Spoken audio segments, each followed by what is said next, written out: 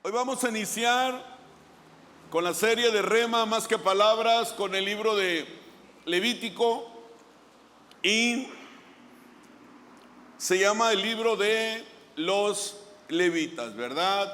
Le llaman el libro de la purificación, y este libro de los levitas es el manual de Dios para la adoración y para la comunión. Es lo que el Señor dejó al pueblo de Israel, pero también es de gran bendición para cada uno de nosotros. Este libro contiene 27 capítulos, aquellos que anotan todo, 859 versículos, los conté de uno por uno, y aproximadamente 20.463 palabras. Las conté, no es cierto, ¿verdad? Ese es algo que encontré. Entonces, vamos a ver. Levítico son 27 capítulos que vamos a estar aprendiendo, estudiando. Ahora lo vamos a ver de una manera muy diferente. El libro de Génesis, de Éxodo, veíamos cada miércoles capítulo por capítulo. Hoy lo vamos a ver, quizá nos vamos a adelantar al capítulo, nos vamos a regresar, pero vamos a estar viendo por temas que trae cada libro. Y lo vamos a iniciar con el libro de Levítico. Podemos ver... Ahí está. El libro viene en dos divisiones.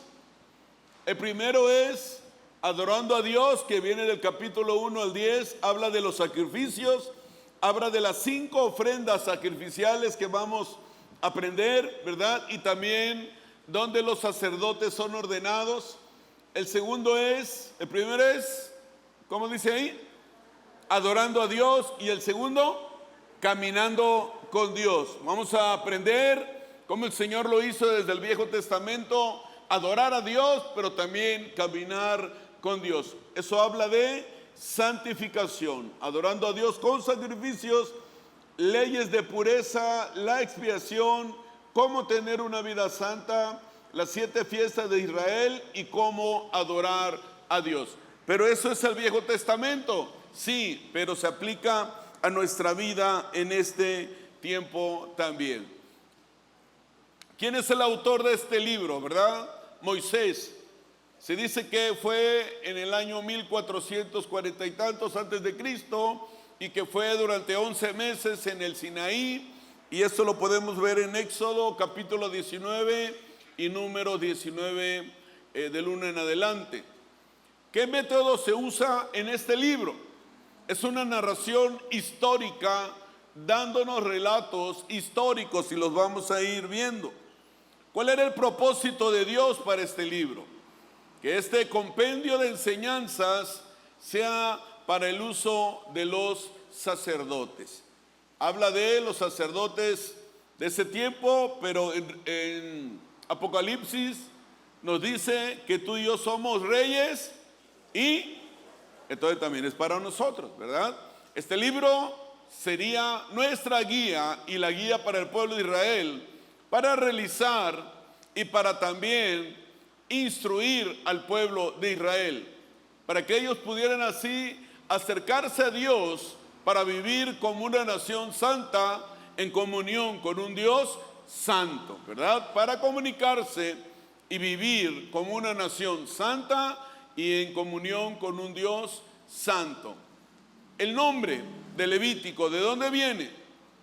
En hebreo, el título se escribe Waikra y significa y él llamó.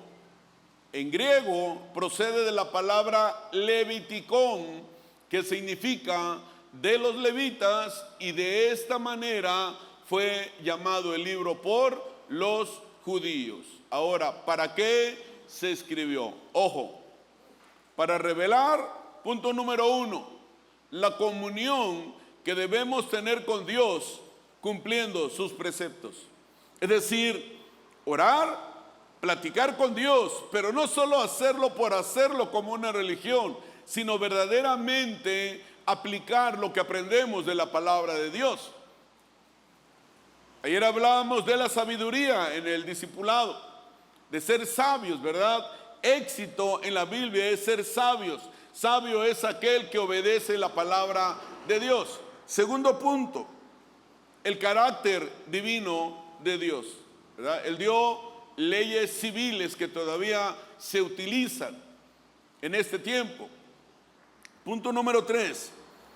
En una sola frase, Levítico se escribió para enseñarnos que la gente de Dios debe ser diferente que la gente del mundo, porque Dios es diferente. Debe de haber una gran diferencia en nuestra vida con la gente que no conoce a Jesús. En todos los sentidos, en nuestro matrimonio, con nuestros hijos, en nuestra salud, en nuestra economía, nuestro trabajo al trabajar para alguien, nuestro negocio al dar servicio a alguien. Debe de haber una gran diferencia. El no ser hombres y mujeres que donde quiera causamos problemas, donde quiera queremos imponer nuestras leyes. No, sino que seamos hombres y mujeres, hijos e hijas de Dios, que sumemos en el lugar que vayamos. Ahora, ¿cuál es el bosquejo de este libro que vamos a estar viendo? El libro tiene dos divisiones principales. Lo vimos ahorita, ¿verdad? Uno es adorando a Dios. Y vamos a ver ahí las 5 ofrendas sacrificiales que se llevaban a cabo. Primero era el holocausto, la oblación, ofrenda de paz, por el pecado y por la culpa. Ahora, todo eso Jesús lo vino a cumplir. También habla de los sacerdotes ordenados. Vamos a ver la consagración de los sacerdotes. Y el segundo era caminando con Dios. Nos va a hablar de leyes de pureza e impureza. El día de la expiación. Cómo tener una vida santa. Vamos a ver ahí las 7 fiestas de Israel que nosotros acabamos de celebrar, la fiesta de las primicias. Pero también nos dice cómo adorar a Dios. Entonces vamos a ir con la primera división de adorando a Dios. Esto viene en el capítulo 1, ¿verdad? ¿Y cuál es la introducción de este libro? El libro de Levítico da por sentado que cuando un hombre acude a Dios, no debe ir con las manos vacías. Nosotros podemos acercarnos a Dios por medio del sacrificio de Cristo. En aquel tiempo no. Sin este sacrificio no podríamos llegar a Dios, ¿verdad? Porque cuando muere Jesús se rasga el velo que dividía el lugar santo del lugar santísimo. Y la Biblia dice que podemos ir al trono de su gracia para alcanzar oportuno socorro todos los días. Ahora, sin embargo, di conmigo, sin embargo, nos toca a nosotros hacer nuestros propios sacrificios con el fin de agradarle a Dios. No es que cargues una virgen, cargues un santo, ¿verdad? Hagas una marcha, no.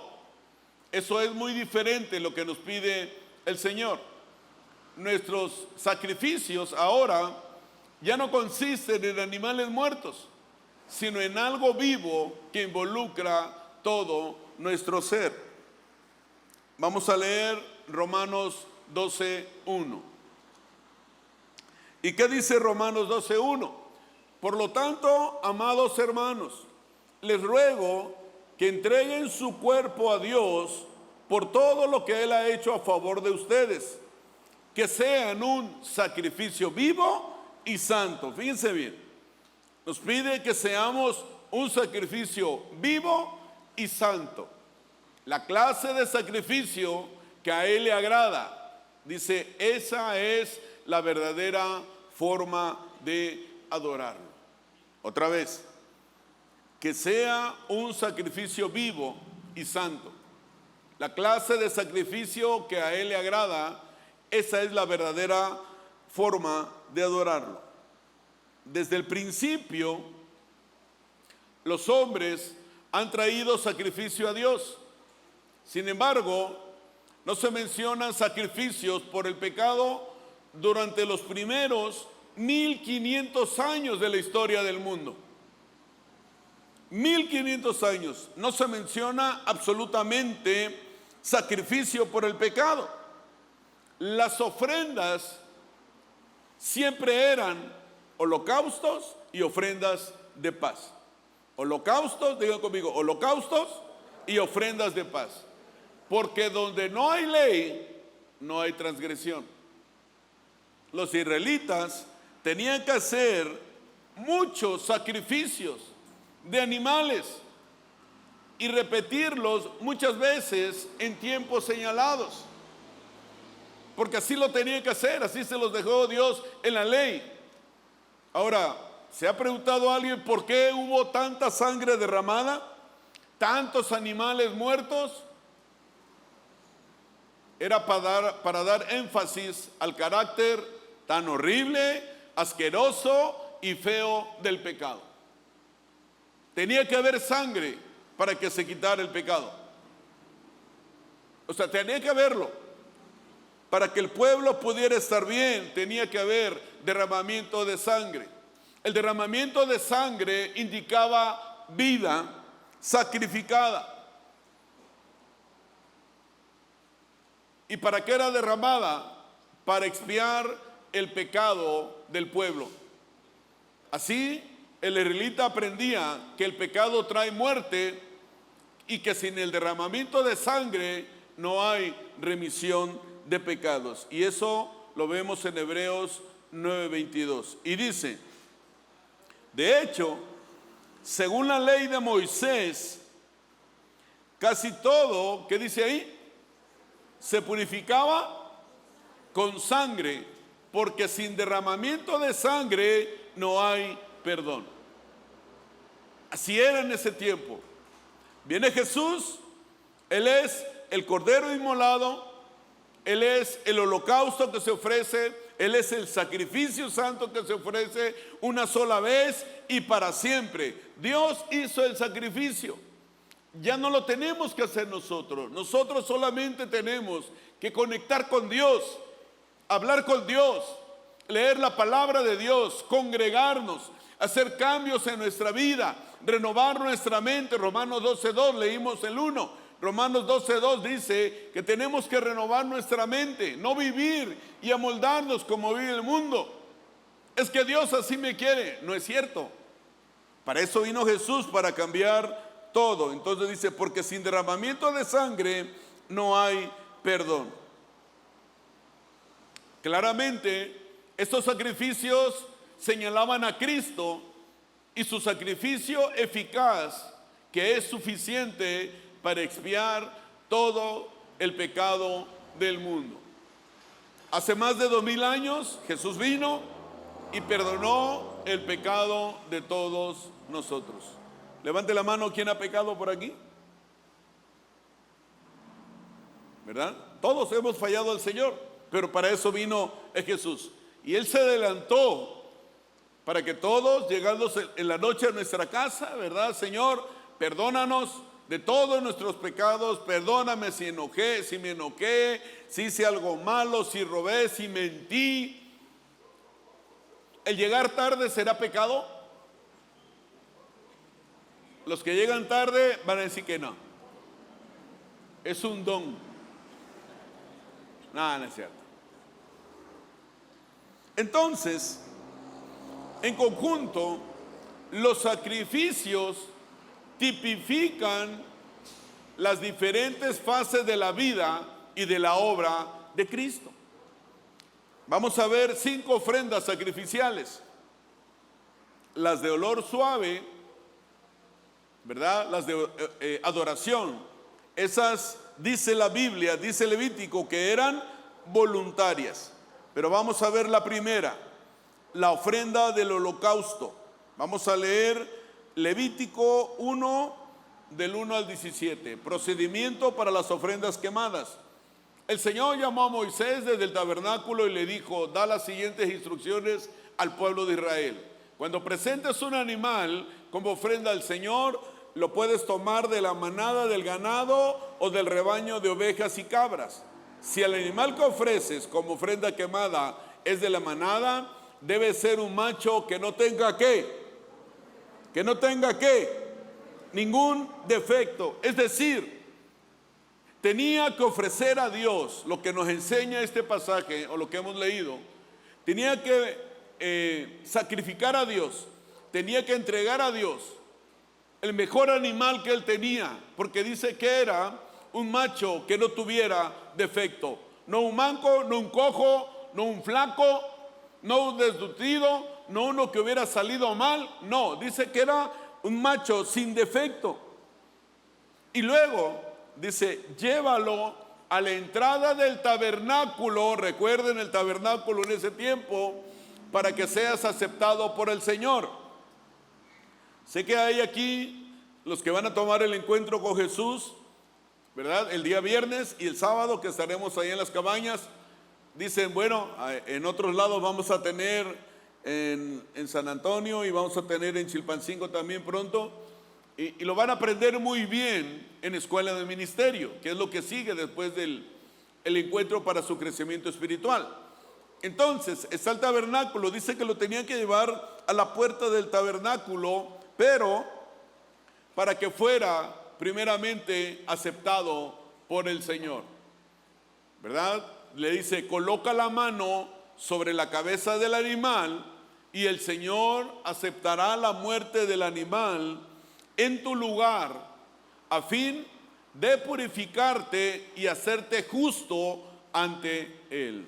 Sin derramamiento de sangre no había perdón de pecados. Por eso tenía que hacerlo esto cada vez que necesitaba estar en la presencia del Señor. Y mira, nosotros que tenemos esta gran oportunidad, con pecado, mal, con falta de perdón, con amargura, con enfermedad, lo que tú quieras, podemos en nuestra casa, en el lugar que quieras, doblar rodilla, parado, acostado, sentado, no importa, decirle, Señor, perdóname. Y no tenemos que andar haciendo todo esto. ¿Te imaginas hacer cada vez que pecamos, hacer todo eso? Y ahora tenemos solamente al Señor Jesús, decirle, Señor, Padre, perdóname en el nombre de Jesús. Y ¡pum! Y ellos tenían que hacer todo esto. Dice, tenía que matarlo para purificarse y hacerse justo delante del Señor. Y no conforme con eso venía el sacerdote, dice, luego matarás al becerro en la presencia del Señor. ¿Quién sabe matar aquí un chivo? ¿Allá? ¿Una vaca? ¿Una vaca? ¿Un becerro? A ver si luego me hacen un chivito de barbacoa, ¿no? Yo pudiera matar un chivo en la espalda de alguien. Yo estoy pensando en mi cuñado, pero no sé si me deje su hermana. Pero si tú tienes un cuñado, puedo matar ese chivo en la espalda de nadie, ¿cierto?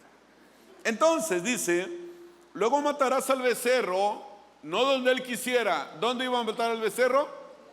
En la presencia del Señor. Dice, y los hijos de Aarón, vamos a ver también cómo son levantados los hijos de Aarón, cómo se ora por ellos. Vamos a ver un trágico también final de Nadab y Abiú, que presentaron un holocausto diferente al Señor.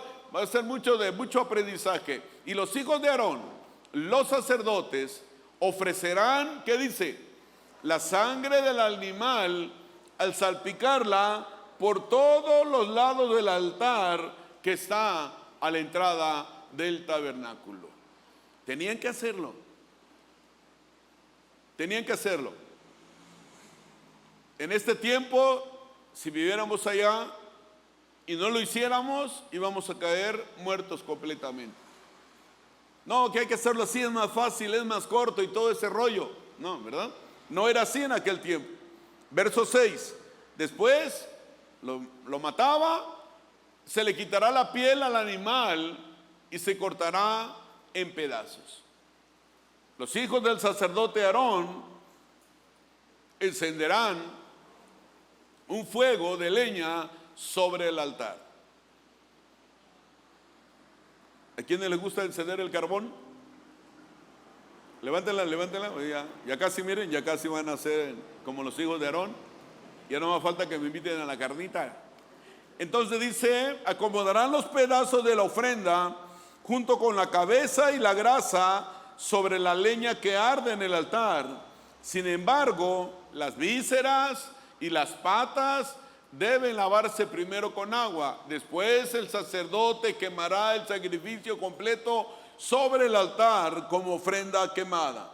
Es una ofrenda especial, un aroma agradable al Señor. ¿Le gusta al Señor la carne asada? Bueno, le gustaba, porque ahorita ya no nos los pide, ¿verdad? Ahora quiere tlayuda, mole, tamales, pozole. ¿Qué más? Amarillo, chapulines, chicatanas. Es que no he cenado. Entonces dice, si el animal que ofreces como ofrenda quemada es del rebaño, podrá ser una oveja o una cabra. Pero dice, deberá ser un macho sin defecto. Otra vez, recalcando que le dieran al Señor lo mejor que ellos tenían. Matarás al animal en el lado norte del altar en la presencia del Señor, y los hijos de Aarón, los sacerdotes, salpicarán su sangre por todos los lados del altar. Luego cortarás al animal en pedazos, los sacerdotes van a tomar la ofrenda junto con la cabeza y la grasa sobre la leña que arde en el altar. Sin embargo, las vísceras dice que tenían que aparte. 14. Si ofreces un ave como ofrenda quemada al Señor, elegirás una tórtola o un pichón de paloma. El sacerdote llevará el ave al altar, le arrancará la cabeza, la quemará sobre el altar, pero primero deberá escurrir la sangre y dejarla correr sobre un costado del altar. Los judíos, todo animal, ¿verdad?, que no es marrano, que comen ellos, se desangra, ¿verdad? En un tiempo que trabajamos en un hotel y compraron el hotel, los dueños eran judíos, llegaba mucho judío a ese hotel, se abrió una comida kosher, que era un rabino que era el chef, que preparaba especialmente los alimentos para los judíos. Ellos, ¿verdad?, se tenía que desangrar completamente el animal o lo que se iban a comer. El sacerdote, dice también, deberá quitarle el buche y las plumas, echarlos a las cenizas al lado oriental del altar. Luego sujetar el ave, despedazarla como ofrenda quemada, y dice que era una ofrenda especial, un aroma agradable al Señor. Y podemos ver que lo tenían que hacer siempre, y siempre, y siempre. Digas tú, todo eso tenían que hacer, todo eso tenían que hacer. Todo eso tenía que hacer. Y nosotros tenemos la bendición de ya no hacer todo eso. Y luego viene Levítico 6, del 8 al 13, instrucciones adicionales sobre la ofrenda quemada. Y otra vez, más instrucciones. Entonces el Señor le dijo a Moisés, da a Aarón y a sus hijos las siguientes instrucciones con respecto a la ofrenda quemada. La ofrenda quemada se dejará encima del altar hasta la mañana siguiente, y el fuego del altar deberá mantenerse encendido durante toda la noche. En la mañana, después de que el sacerdote de turno se haya puesto las ropas oficiales de lino y también la ropa interior de lino, deberá limpiar las cenizas de la ofrenda quemada y ponerlas junto al altar. Luego deberá quitarse estas vestiduras, cambiarse a su ropa normal y llevar las cenizas fuera del campamento a un lugar ceremonialmente puro. Entre tanto, el fuego del altar debe mantenerse ardiendo. Siempre tenía que estar encendido, nunca deberá apagarse. Cada mañana el sacerdote le echará leña nueva al fuego, acomodará la ofrenda quemada sobre él, también quemará la grasa de las ofrendas de paz. Recuerden, el fuego del altar siempre debe estar encendido y nunca apagarse. O sea, tenía que estar siempre. No se le iba a olvidar a alguien, a ningún sacerdote que estaba encargado. Por eso había levitas. Los levitas estaban en el tabernáculo, trabajaban ahí. Se dedicaban a atender las cosas del tabernáculo. Los sacerdotes, ¿verdad?, los levitas tenían que ver todo eso. La palabra holocausto, iglesia, quiere decir todo quemado. Di conmigo, todo quemado. Se tenía que quemar todo. En todos los sacrificios, lo que era para Dios debía de ser quemado en el altar del holocausto, donde el fuego permanecía siempre encendido.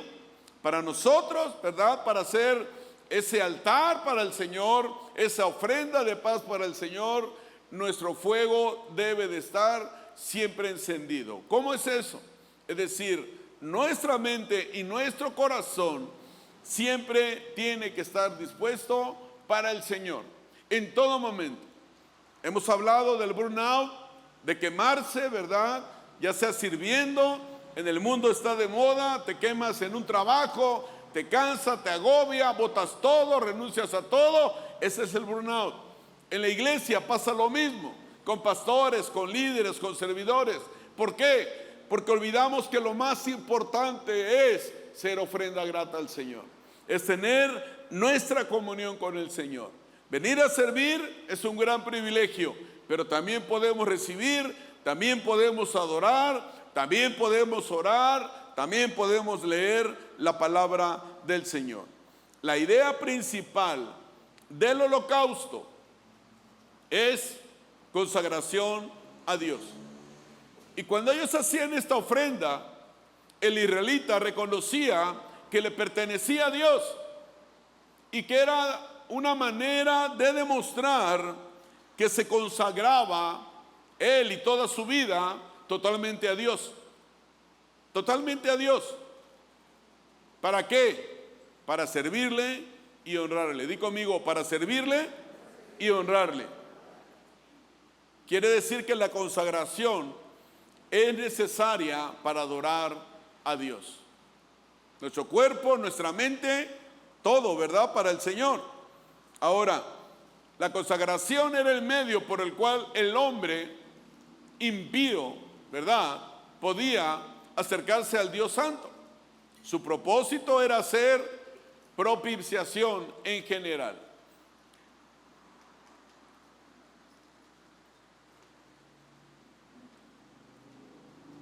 Cuando el sacerdote degollaba al animal,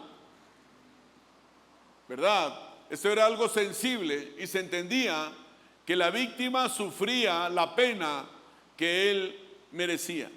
Jesús fue a la cruz por ti y por mí, soportó el castigo, el oprobio, por los pecados que tú y yo deberíamos de haber pagado, pero él se los llevó a la cruz al derramar su sangre.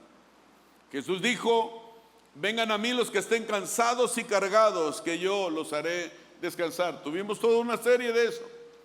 Pero ¿cuántas veces tú y yo venimos a la iglesia y no soltamos nuestras cargas? No le decimos: Señor, este es mi problema, tú resuélvelo. Y queremos arreglar las cosas a nuestra manera, a nuestro entendimiento, y el Señor no actúa de esa manera. Y Jesús dijo también: mi yugo es fácil y ligera mi carga. O sea, el yugo del Señor es fácil. La carga de Él es muy ligera. ¿Por qué? Porque Él cargó nuestros pecados a la cruz. Por eso la víctima sufría lo que tenía que sufrir la persona que estaba ofreciendo el holocausto a Dios.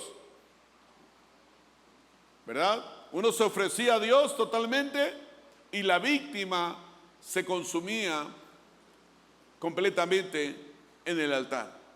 Vamos a leer, pase la alabanza por favor, Levítico 1:3 al 9.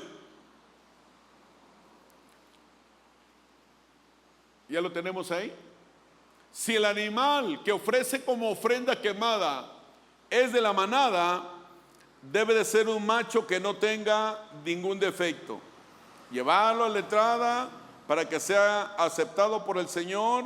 Se coloca la mano sobre la cabeza del animal, ¿verdad? Y al final, los hijos del sacerdote Aarón, el 7, encenderán un fuego de leña sobre el altar y acomodarán los pedazos de la ofrenda.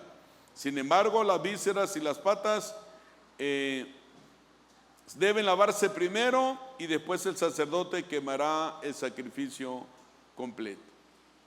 Lo repetimos este pasaje. ¿Por qué? porque dice que en este sacrificio siempre se rociaba la sangre en el altar de sacrificios.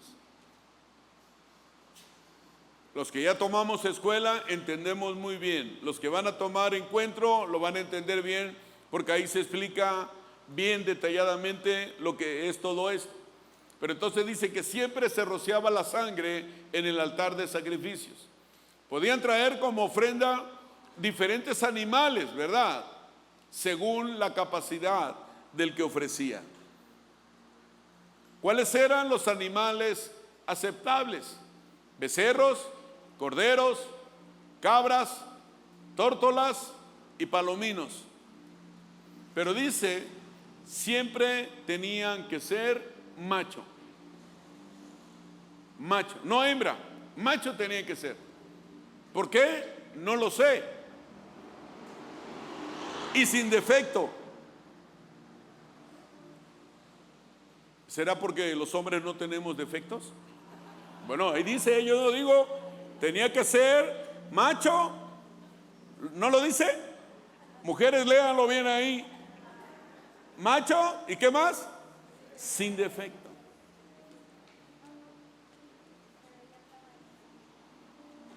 Por eso tenía que ser macho y sin defecto.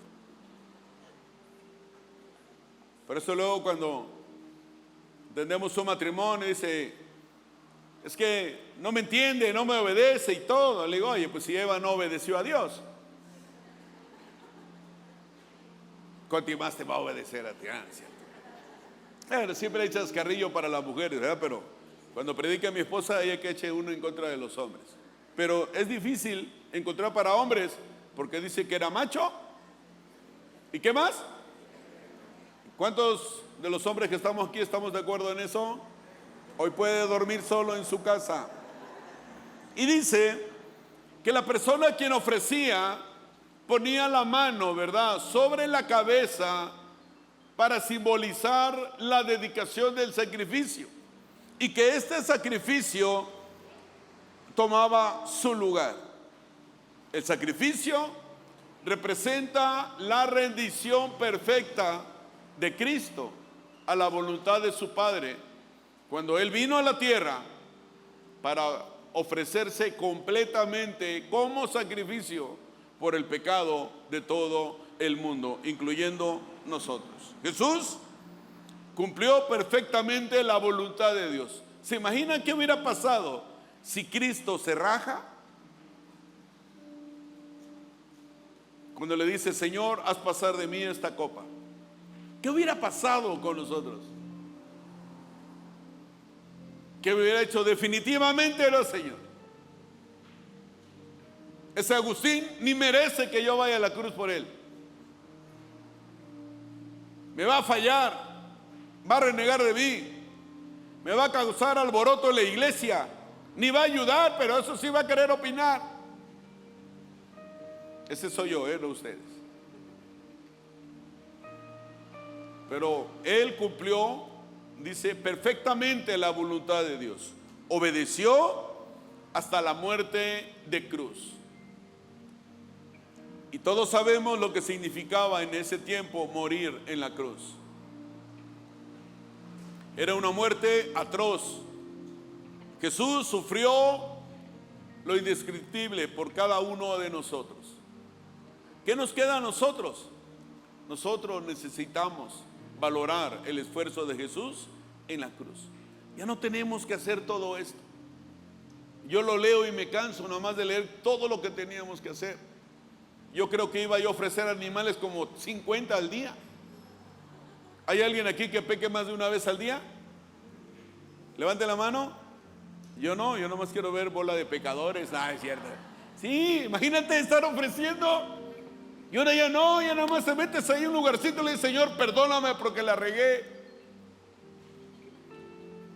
¿Te imaginas que los hombres fuéramos y le dijeran, Señor, perdóname porque no obedecí a mi esposa?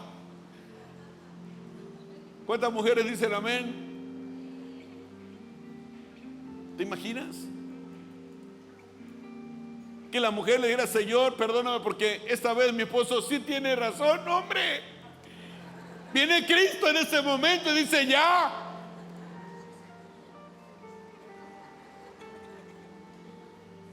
Cuando la esposa se enoja y no sabe ni qué onda, ¿te imaginas entender por qué se enoja? Viene Cristo en ese momento. No sé si a ustedes les pasa, pero cuando estoy yo ahí sentadito viendo la tele sin hacer nada y mi esposa se me queda viendo para ver qué me va a mandar a hacer. A nadie le pasa a ustedes, ¿verdad, varones? Ni a los que nos están viendo tampoco, ¿ah? A mí sí. Y ya se me fue Kevin porque a él le decía. Y chiquita pues se revela. Entonces Jesús fue, ¿verdad?, a la cruz, obedeció hasta la muerte, pero su perfecta consagración se ve también en Getsemaní. Y cerramos con Salmos 46:8. Ponte de pie.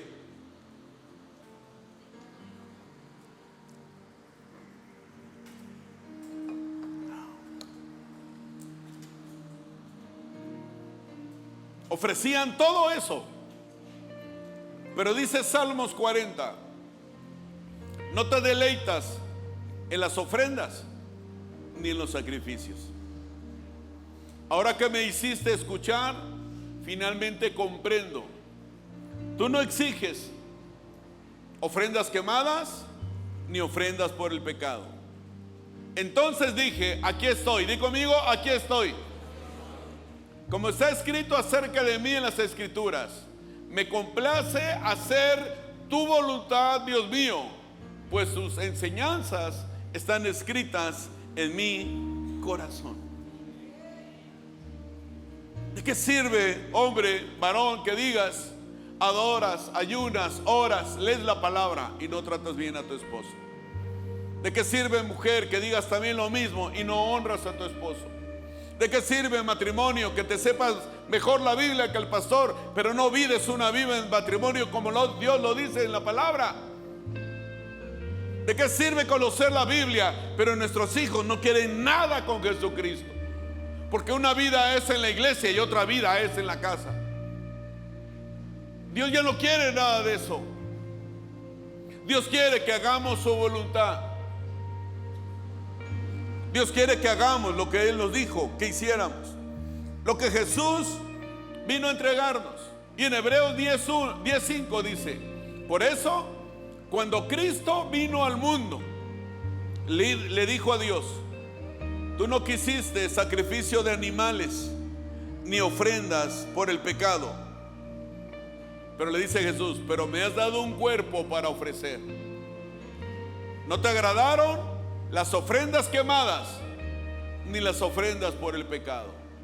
Porque en una parte de la Biblia le dice que le entregaban cosas feas al Señor. Y dice: a ver, ofréceselas al gobernador, a ver si él las va a aceptar. ¿Qué le ofreces a él? Lo mejor. Y a mí me ofreces animales que no son perfectos. Y le dice: no te agradaron las ofrendas quemadas ni las ofrendas por el pecado. Luego dije: aquí estoy, oh Dios, he venido a hacer tu voluntad, como está escrito acerca de mí en las Escrituras. Y ese habla de Jesús. Juan 4:34 dice: entonces Jesús explicó: mi alimento consiste en hacer la voluntad de Dios, quien me envió, y en terminar su obra. Eso nos enseñó Jesús. Ellos hacían todo eso en el altar, pero Jesús vino a enseñarnos que Él fue el altar por nosotros. En carne de hombre nos enseñó poder hacer la voluntad de Dios. Resistió al diablo y éste huyó de él. Fue a la cruz no porque el diablo ganara, sino porque Cristo le arrebató las llaves. Y fue a la cruz porque sin derramamiento de sangre no hay perdón de pecados. Y ahora tú y yo, que a veces nos da flojera orar, y tan fácil es decirle: Señor, perdóname, perdona mis pecados en el nombre de Jesús. Y si ya te vas más allá: Señor, Bendice mi vida, mi casa, mi matrimonio, mis hijos. En el nombre de Jesús, Señor, te lo pido. Bendice mi trabajo, mi negocio, la obra de mis manos. Yo declaro que millares de ángeles alrededor de mi casa, de mi colonia, de mi fraccionamiento, millares de ángeles alrededor de mi trabajo, de mi negocio. En el nombre de Jesús yo te lo pido, Señor. Es todo lo que tenemos que hacer. Buscar su palabra. ¿Quieres tener éxito en la vida? Tienes que ser sabio de acuerdo a la palabra. ¿Quieres tener un matrimonio exitoso? El manual está en la Biblia. ¿Quieres tener hijos prósperos, bendecidos, que amen a Dios, que logren alcanzar lo que tú y yo solamente soñamos? Es a través de la palabra.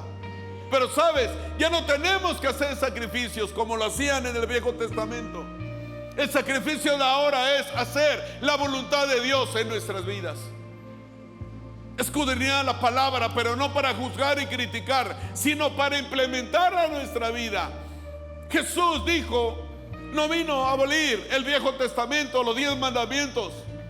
Él lo vino a hacer en solamente 2. El primero es: seguirás amando al Señor tu Dios por sobre todas las cosas.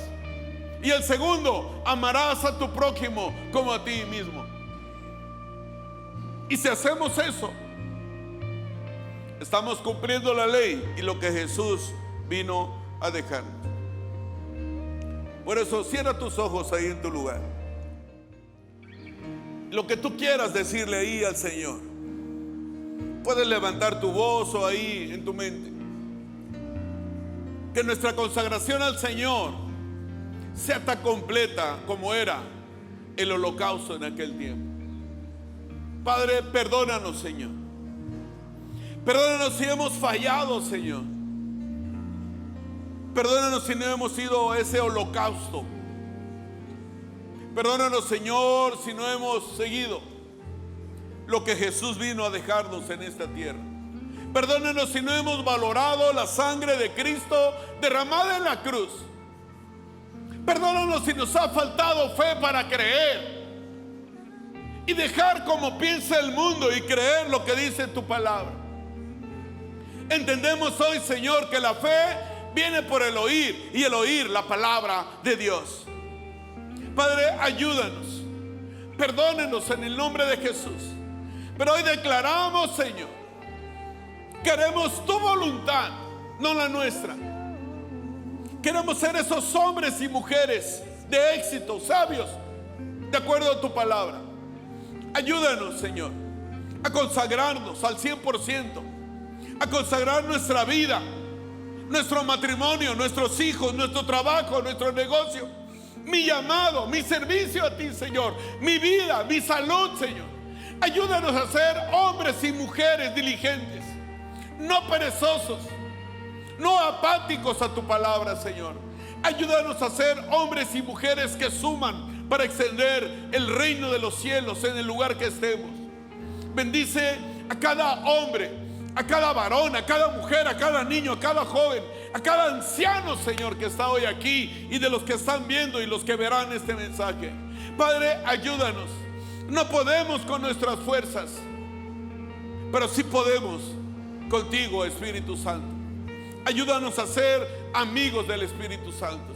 Ayúdanos, Señor, a buscar un tiempo cada día para orar por nuestra vida y nuestra familia. Ayúdanos a buscar un tiempo para leer tu palabra, Señor.